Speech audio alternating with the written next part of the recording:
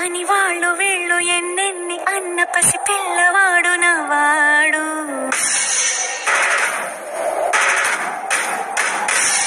విడుముండోడు అని ఊరు వాడ అనుకున్న గాని మహారాజు నాకు నవ్వాడు.